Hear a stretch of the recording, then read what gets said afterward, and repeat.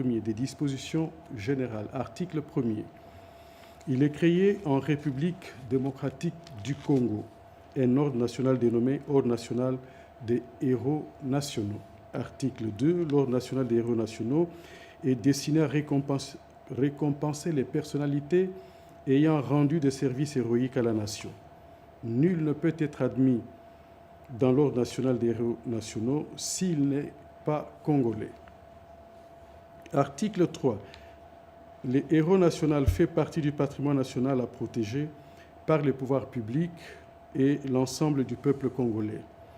À ce titre, sa vie, ses œuvres et sa lutte sont enseignées et transmises à toutes les générations à travers les cours d'éducation à la citoyenneté, les médias ou tout autre moyen de diffusion de l'information. Article 4. Tous les héros nationaux sont commémorés à date unique qui sera déclarée jour férié, affixé par ordonnance du président de la République sur toute l'étendue de la République démocratique du Congo.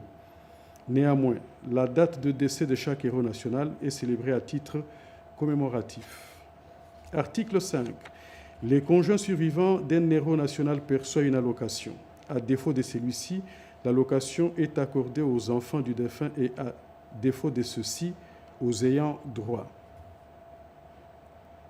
L'allocation est un montant forfaitaire fixé par décret du Premier ministre délibéré en Conseil des ministres. Chapitre 2.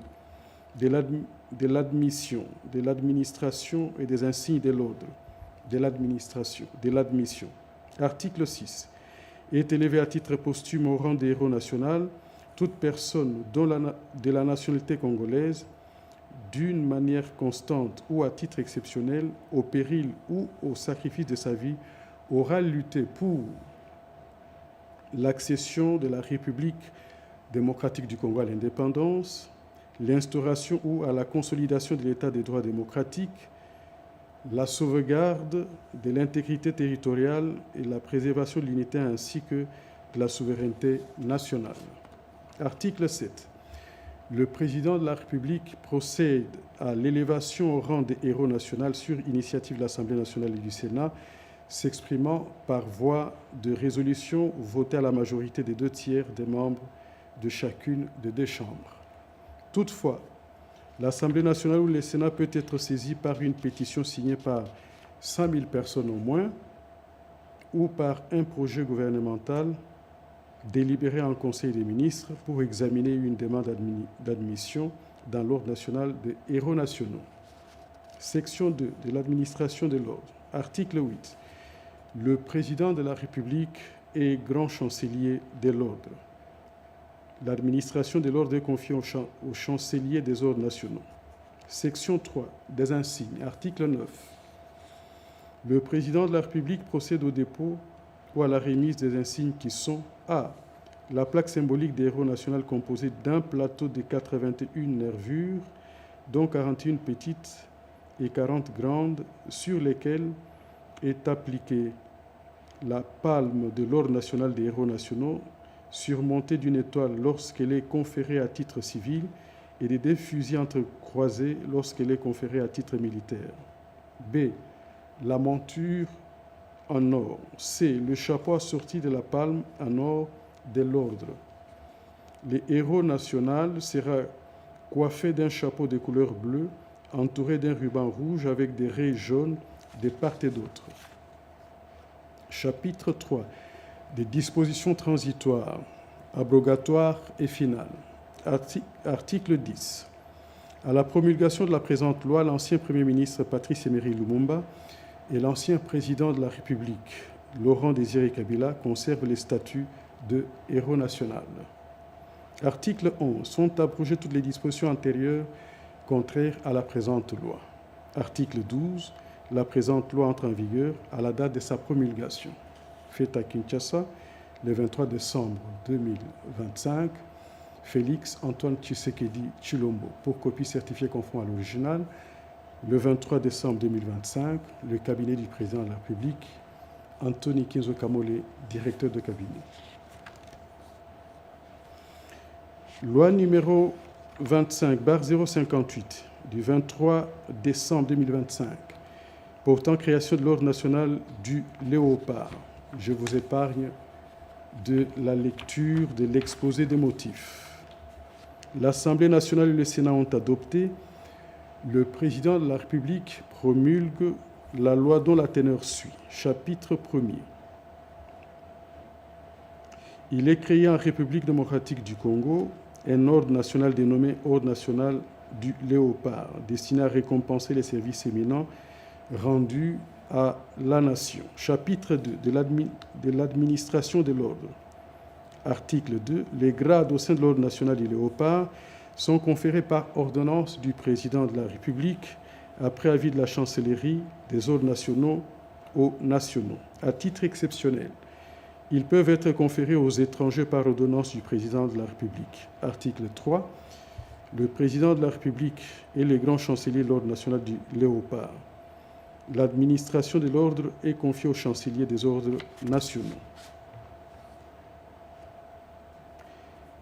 Article 5. Pour être admis à l'Ordre national du léopard, il faut avoir exercé pendant 20 ans au moins des fonctions civiles ou militaires assorties dans l'un et de l'autre cas des mérites éminents. Par dérogation à l'alinéa précédent, le président de la République peut, par ordonnance, admettre au sein de l'Ordre national du léopard toute personne qui s'est distinguée par un service extraordinaire de tout genre rendu à la nation, un acte de dévouement exceptionnel ou une action d'éclat. Le grade d'admission dans tous les cas est celui de chevalier.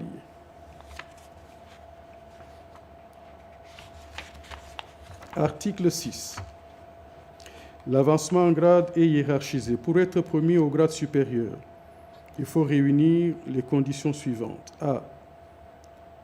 Au grade d'officier, avoir été chevalier pendant 5 ans au moins et justifier des mérites acquis à ces grades. B. Au grade de commandeur, justifier des mérites acquis au grade d'officier et avoir presté pendant 5 ans au moins en tant que tel. Au grade de grand officier, avoir fait montre des mérites pendant 3 ans au moins en qualité de commandeur. D. Au grade du grand cordon, avoir accompli 3 ans au moins comme grand officier et justifier des mérites acquis à ces grades. Chapitre 7. Des dispositions transitoires, abrogatoires et finales. Article 17. Les personnes ayant été admises ou promues du fait de l'ordonnance loi numéro 66-329 du 24 mai 1966 portant création de l'Ordre national du léopard sont réhabilitées au grade équivalent prévu dans la présente loi.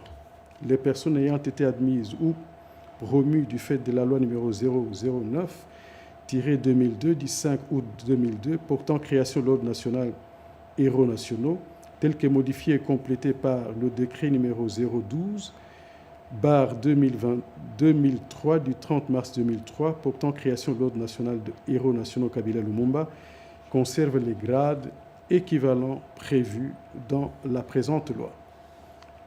Article 18. Sont abrogées toutes dispositions de la loi numéro 009/2002 du 5 août 2002 portant création de l'Ordre national héros nationaux, tel que modifié et complété par le décret loi numéro 012/2003 du 30 mars 2003, ainsi que toutes les dispositions antérieures contraires à la présente loi. Article 19. La présente loi entre en vigueur à la date de sa promulgation. Fait à Kinshasa le 23 décembre 2025, Félix Antoine Tshisekedi Tshilombo, pour copie certifiée conforme à l'original, le 23 décembre 2025, le bureau du président de la République, Anthony Kinzo Kamole, directeur de cabinet. Loi numéro 25/061 du 30 décembre 2025, modifiant la loi numéro 22-069 du 27 décembre 2022 relative à l'activité au contrôle des établissements de crédit. Je vous épargne de la lecture de l'exposé des motifs.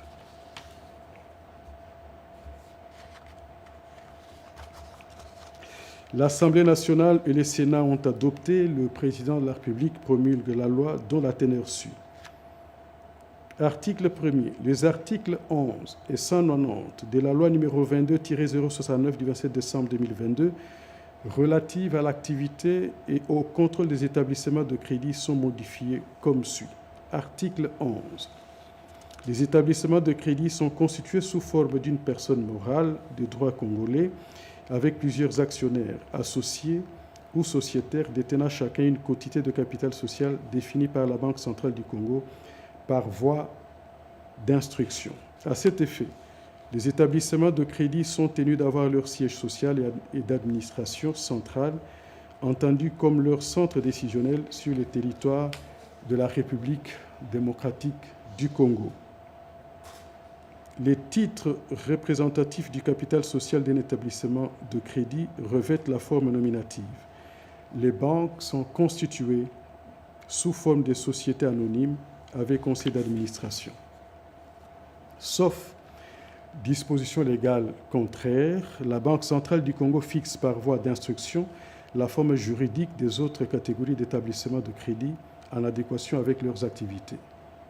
La Banque centrale du Congo peut, par décision motivée, déroger à l'alinéa 1er du présent article lorsque les circonstances particulières de l'établissement de crédit le justifient.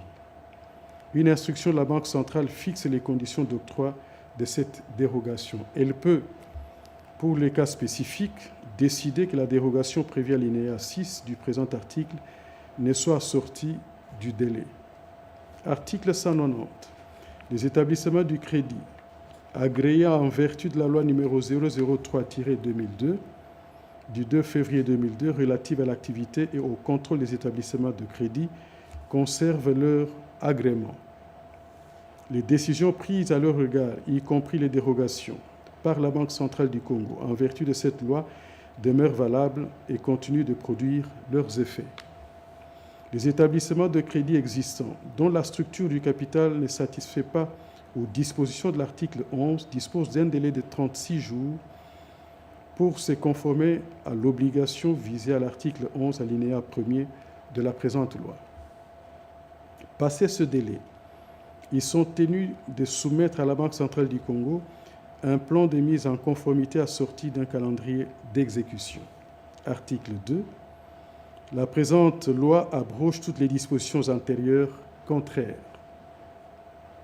Elle entre en vigueur à la date de sa promulgation. Faite à Kinshasa le 30 décembre 2025, Félix-Antoine Tshisekedi Tshilombo, pour copie certifiée conforme à l'original, le 30 décembre 2025, le bureau du président de la République, Anthony Kinzo Kamole, directeur de cabinet.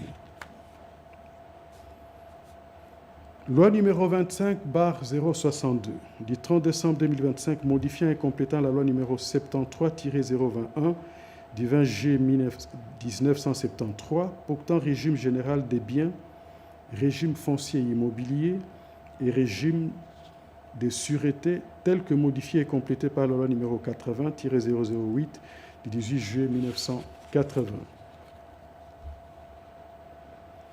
L'Assemblée nationale et le Sénat ont adopté. Le président de la République promulgue la présente loi dont la teneur suit. Article 1er.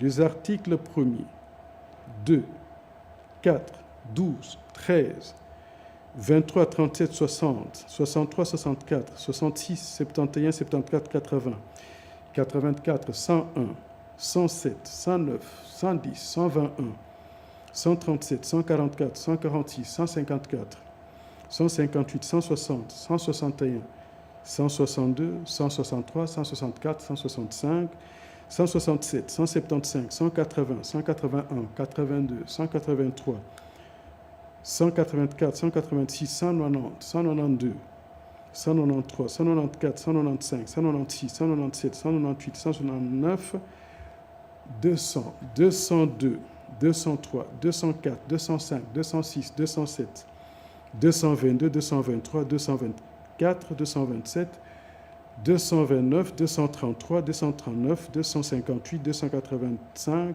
312, 313, 315, 316, 369, 373, 375, 376, 377, 380, 382, 383, 384, 387, 389, 391, 393 de la loi numéro 73 20 du 20 juillet 1973 portant régime général de biens, régime foncier immobilier et régime de sûreté tel que modifié et complété par la loi numéro 80-008 du 18 juillet 1980 sont modifiés. Article 2.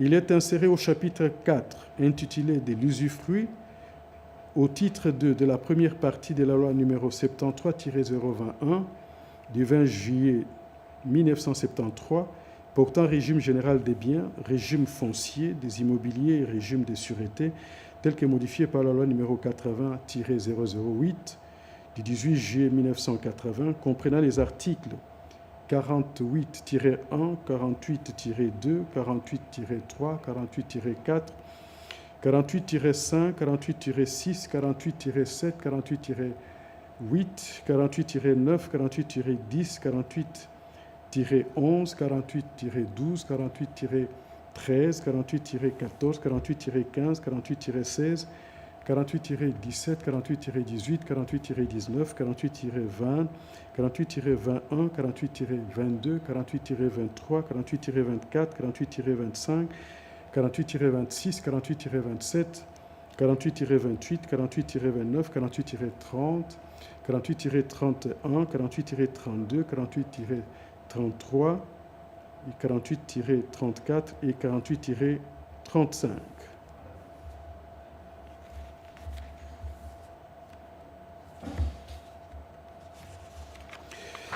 Article 4. Article 3. Il est inséré au chapitre 5 intitulé « De l'usage de l'habitation » au titre 2 de la première partie de la loi numéro 73-021 du 20 juillet 1973 portant régime général de biens, régime foncier immobilier, régime de sûreté, tel que modifié par la loi numéro 80-008 du 18 juillet 1980, comprenant les articles 48-36, 48-37, 48-38, 48-39, 48-40, 48-41, 48-42, 48-43, 48-44, 48-45 et 48-46. Article 4. Il est inséré dans la loi numéro 73-021 du 20 juillet 1973 portant régime général des biens, régime foncier immobilier, régime des sûretés, tel que modifié par la loi numéro 80-008 du 18 juillet 1980, les articles 56-1, 56-2, 56-3, 60-1, 60-2, 63-1, 64-1 et 94-1.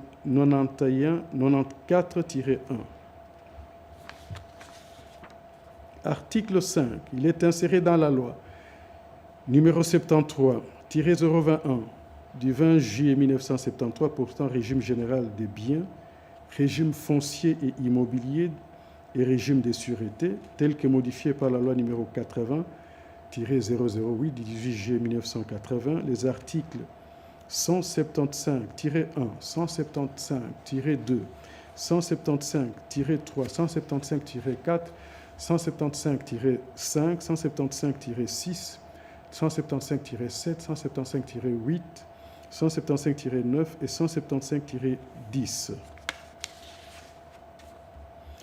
Article 6. Il est inséré dans la loi numéro 73-021 du 20 juillet 1973 portant régime général des biens, régime foncier et immobilier et régime des sûretés tel que modifié par la loi numéro 80-008 du 18 juillet 1980, comprenant les articles 180-1, 181-2, 183-3, 183-2, 184-1, 189-1, 193-1, 193-2, 206-1, 207-1, 219-1, 219-2, 224-1, 235-1, 235-2, 388-1, 388-2, 388-3, 388-4 et 397-1.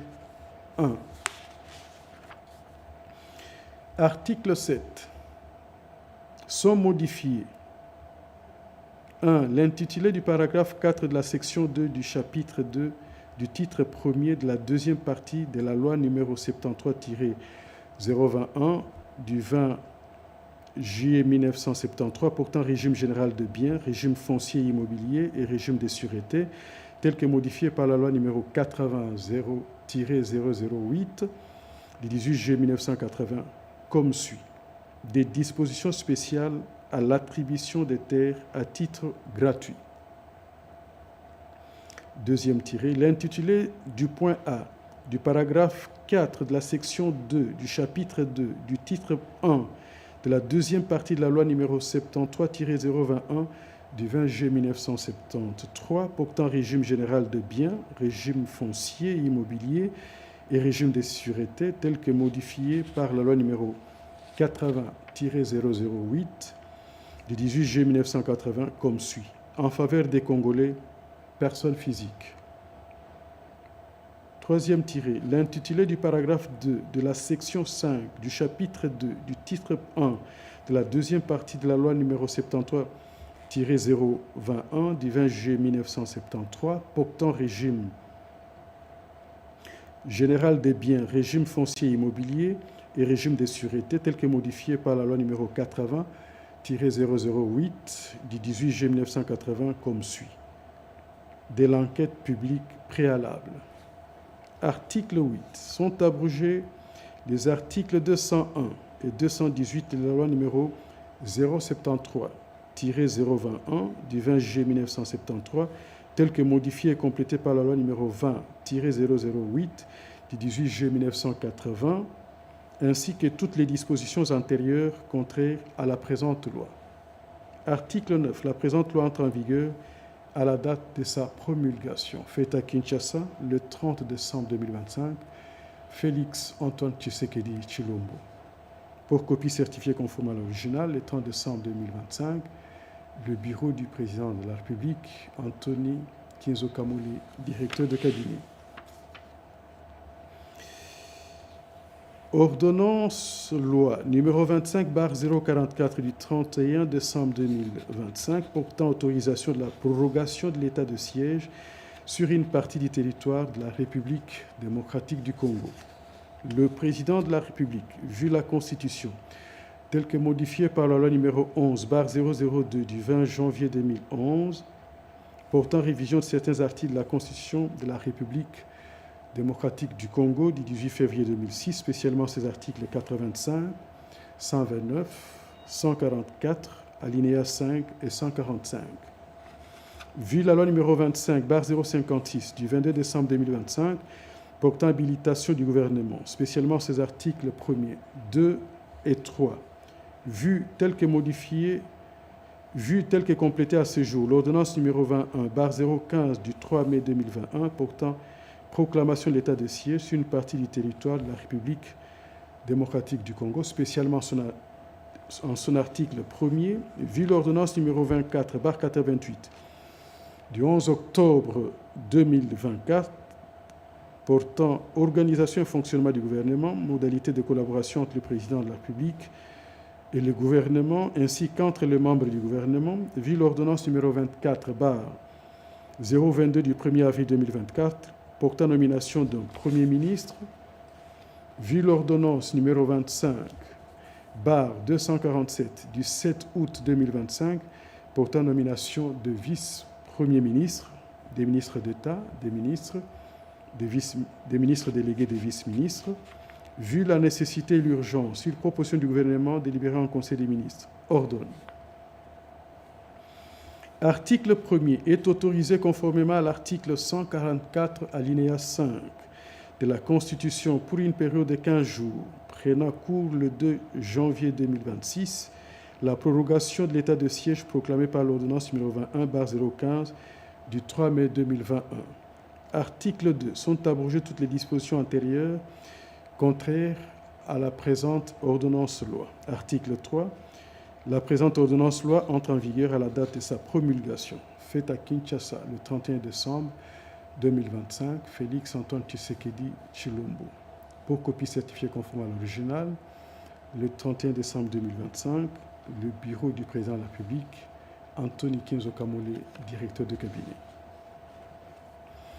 Ordonnance numéro 26/298 du 31 décembre 2025 portant prorogation de l'état de siège sur une partie du territoire de la République démocratique du Congo. Le président de la République, vu la Constitution telle que modifiée par la loi numéro 11/002 du 20 janvier 2011 portant révision de certains articles de la Constitution du 18 février, les articles de la Constitution de la République démocratique du Congo du 18 février 2006, spécialement ces articles 61, 69, 79, 85, 144, 145 et 156 alinéa 2, vu l'ordonnance loi numéro 25/044 du 31 décembre 2025 portant autorisation de la prorogation de l'état de siège sur une partie du territoire de la République démocratique du Congo, spécialement son article 1er, vu tel que complété à ce jour l'ordonnance numéro 21/015 du 3 mai 2021 portant proclamation de l'état de siège sur une partie du territoire de la République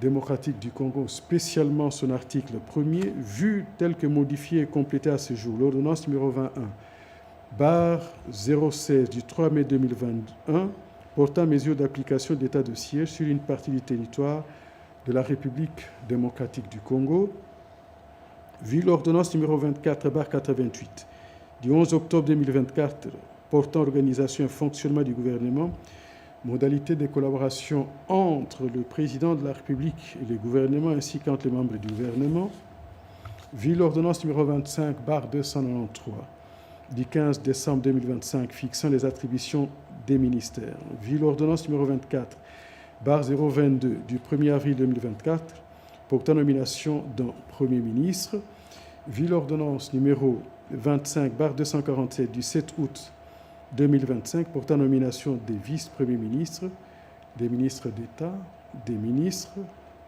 délégués, des vice-ministres, vu l'arrêt sous R.const 1550 du 6 mai 2021 de la Cour constitutionnelle siégeant en appréciation de la constitutionnalité de l'ordonnance numéro 21/016 du 3 mai 2021 portant mesures d'application de l'état de siège sur une partie du territoire de la République démocratique du Congo, vu la nécessité et l'urgence. Les conseils des ministres entendus ordonnent, article 1er,